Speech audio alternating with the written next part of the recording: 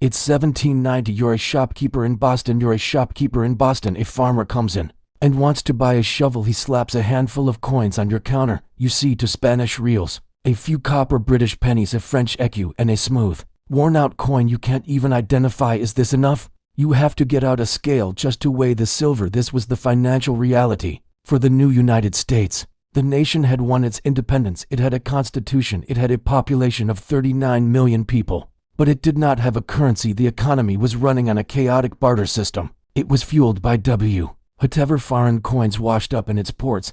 How do you build a nation when you can't even agree on the price of a nail? The founders knew this system was a failure. They knew it was holding the new country back. They needed to forge a financial identity.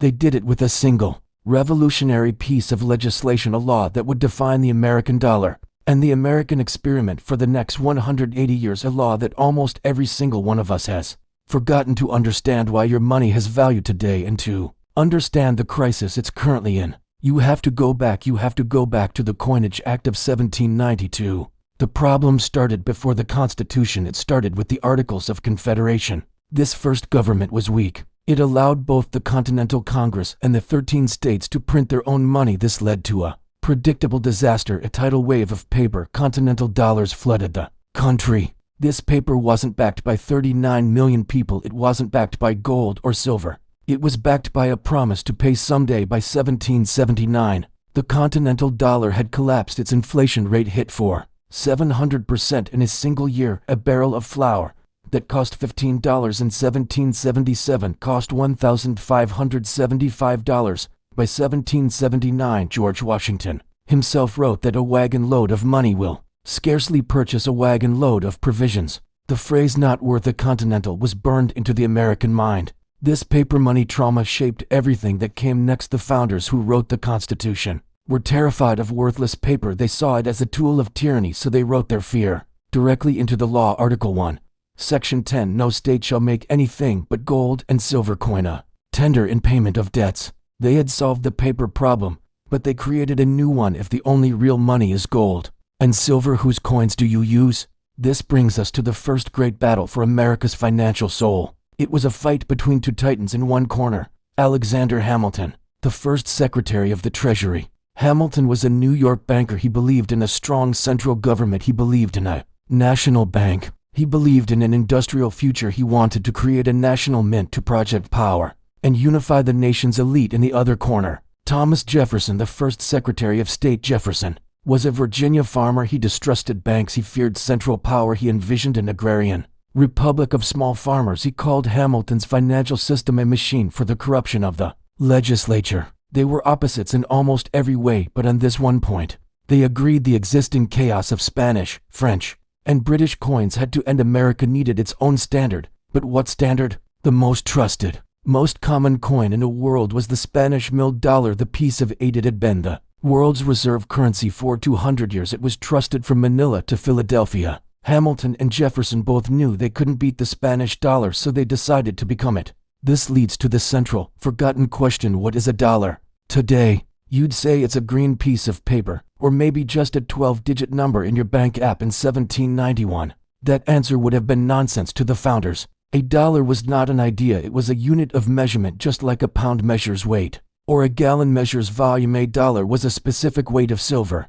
In 1790, Hamilton, in his report on the mint, ordered his team to get a collection of Spanish milled dollars. They melted them down, they assayed them, they weighed the pure silver inside. The average came out to 37,125 grains of pure silver. A grain itself is a unit of weight, just 0.065 grams. This number 37,125 is the most important number in American financial history. It wasn't invented, it wasn't debated, it was discovered. It was the measured reality of the world's money. Hamilton proposed this exact weight as the new American dollar. Jefferson, for his part, contributed the other revolutionary idea. He hated the British system of pounds, shillings, and pence. 12 pence to a shilling, 20 shillings to a pound, a nightmare. Jefferson proposed a clean, simple, decimal system based on the number 10. 100 cents to a dollar, 10 dimes to a dollar. It was the world's first national decimal currency. And on April 2nd, 1790, Congress combined Hamilton's weight with Jefferson's system. The Coinage Act of 1792 was born. This law is a masterpiece of precision. It's not a philosophy document, it's a technical manual. First, it established the United States Mint in Philadelphia. This was the first federal building erected by the new government. Second, it defined the dollar. Section 9. Dollars or units, each to be of the value of a Spanish milled dollar, and to contain 371 grains and 4/16 part of a grain of pure silver. That's it. That's the definition. The dollar was 37,125 grains of silver. The two things were one and the same. The act then defined all the other coins as fractions of that silver weight. The dism, what we call a dime, was 1/10 the silver. The half dism was 1/20. The copper cent was 1/100. But here is where it gets interesting. The act didn't just define silver coins, it also authorized gold. Section 9 also defined the $10 eagle coin. The eagle was to contain 2,475 grains of pure gold. A $5 half eagle and $250 quarter eagle were also authorized. So now you have to metal silver coins, gold coins. How do they relate? The government had to set an exchange rate, and in Section 11, they did. The act defined the ratio of silver to gold as 15 to -1. It decreed that 15 ounces of silver was legally equal to 1 ounce of gold. This was the bimetallic standard, and it was a catastrophic, immediate, predictable failure. The government had just made a critical mistake. It tried to legislate the price of two global commodities, but the market always wins. On the open markets in Europe, the price ratio wasn't 15 to 1. France, in particular, was on a 155 to 1 ratio. This sounds like a tiny difference, just 3%. But that 3% difference broke the entire American monetary system for 40 years. Let's walk this through. In America, the law says your 1 ounce of gold only buys 15 ounces of silver. In France, that same 1 ounce of gold buys you 155 ounces of silver. So, what does every rational merchant do? It's a simple 3-step process. 1. You take your 155 ounces of silver. 2. You sail to America, where you trade it for 1 ounce of gold plus 5 ounces of silver left over. 3. You sail that cheap American gold back to France to be reminted. You pocket the 5-ounce silver profit. Rinse, repeat. This is called Gresham's Law. Bad money drives out good money. In this case, America's undervalued gold, the good money, was driven out of the country by its overvalued silver, the bad money. American gold eagles were minted at the new Philadelphia facility, and they went straight into the cargo holds of ships bound for Europe. They never even circulated from 1792 until 1830. For America was legally a bimetallic country, but in practice, it was a silver-only nation. The government's first major economic decree had failed on contact with reality. But there's another forgotten part of this act that is even more alien. It's called free coinage. This is in Section 14. It states that it shall be lawful for any person or persons to bring silver or gold bullion to the United States Mint and have it coined free of expense to the person or persons. Let's be clear on what this means. This didn't mean the coins were free. It meant the service of minting was free. You could literally walk into the mint with a bag of silver and walk out with an equal weight of official U.S. silver dollars. The government didn't create value, it just certified it. The money was the metal. The coin was just a stamp of verification. It was a guarantee of weight and purity. This reveals the entire 18th century worldview. The government was a servant to the money. The money existed in the world as silver and gold. The mint was just a public utility like a post office or a lighthouse. It existed to make commerce easier. Compare that to today. Can you walk into the Federal Reserve with a block of high-grade paper and ask them to please mint this into $100 bills for you? The very idea is absurd today. The government is the master of the money. It has a monopoly on its creation. In 1792, the people had the power. If you could mine the silver, you could make the money. The founders were so obsessed with this idea, so committed to money being a physical reality, and so haunted by the paper continental, that they put a final, terrifying clause into the 1792 Act. Section 19. This section details the penalties for any officer or employee of the U.S. Mint who debased the coinage. Debasement is the oldest trick in the book. It's when a king, or an emperor, or a government secretly puts less metal in the coin than the law demands. You say a coin has 371 grains of silver, but you only put 340 grains in. You keep the 31 grain difference. It's a way to create money from nothing. It's a way to steal from the people. The Coinage Act of 1792 specified the penalty for this. It was not a fine. It was not a loss of pension. It was not 10 years in prison. Section 19 states, if any of the gold or silver coins shall be debased, every such officer or person shall suffer death. You read that right. The founders of the United States equated debasing the currency with treason. They believed that betraying the physical standard of the dollar was an act so vile it deserved the same punishment as betraying the nation in war. It was a capital crime. So what happens when a system built on this level of rigid moral certainty finally breaks? The 15-to-1 ratio was a thorn in America's side for decades. By 1834, Congress finally acted. They changed the ratio to 16 to -1, but they overshot it. The market price was now 157 to -1, so they just inverted the problem now.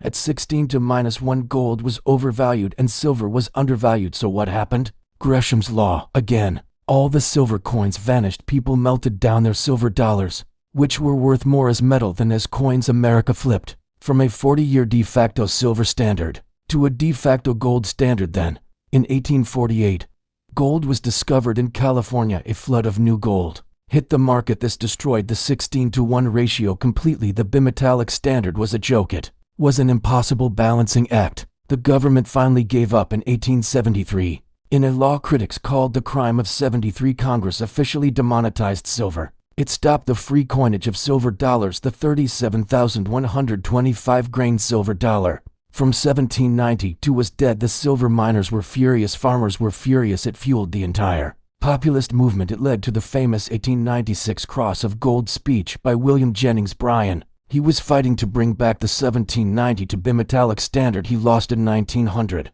The Gold Standard Act made it official. The dollar was no longer defined as 37,125 grains of silver. It was now defined as 2,322 grains of pure gold. The silver standard was dead. The gold standard was king. But the ghost of 1792, the idea that a dollar was a weight, it lived on. That ghost haunted the 20th century for 33 years. That 2,322 grain definition held then. The Great Depression in 1933. President Franklin D. Roosevelt wanted to devalue the dollar to fight deflation. He wanted to make everything more expensive. How do you do that? You change the definition of the dollar. With the Gold Reserve Act of 1930 for FDR redefined the dollar from 2,322 grains of gold to just 1,371 grains. That's a 41% devaluation with the stroke of a pen. He also made it illegal for American citizens to own gold coins. The free coinage of 1792 was now a 10-year prison sentence. The government was no longer the servant of money. It was its master. After World War II, at Bretton Woods in 1944, this new dollar, defined as 1/35 of a troy ounce of gold, that's 125 grains, became the world's reserve currency. All other currencies, the pound, the franc, the mark, were pegged to the dollar, and the dollar was pegged to gold. But only other governments could exchange dollars for gold. You, the citizen, were still shut out. And just like in 1792, the government had fixed a price. They promised the world $35 would always equal 1 ounce of gold. And just like in 1792, the market eventually called their bluff. By the 1960s, the U.S. was in trouble. It was fighting a war in Vietnam. It was building a great society at home. It was printing trillions of dollars, far more dollars than it had gold to back them. The U.S. gold supply in Fort Knox had plunged from 20,000 to 105 metric tons in 1957 to just 133 tons by 1971. Other countries, especially France, were not stupid. They saw the U.S. was printing money it didn't have. They started trading their paper dollars for real American gold. The system was bleeding out. The $35 price was a lie. The U.S. was about to default on its gold promise. So, on August 15, 1971, President Richard Nixon went on national television. He announced he was temporarily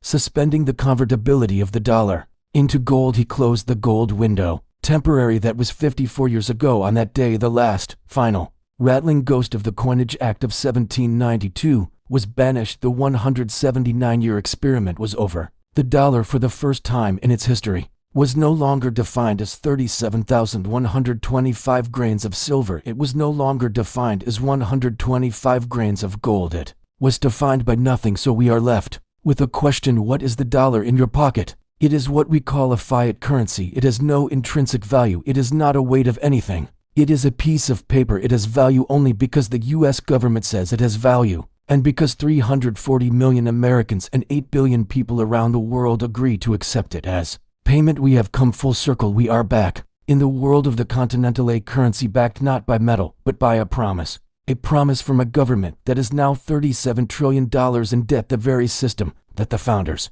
the men who wrote DEATH into Section 19, tried so hard to prevent. The Coinage Act of 1792 was America's first, best attempt to build a nation on sound money. Today, we live in a 54-year-old experiment, an experiment with a currency backed by nothing but faith. So here is the final question. Was that 179-year system of physical metal the historical anomaly? Or is the 54-year system of fiat faith the real experiment? Which system do you believe is more stable?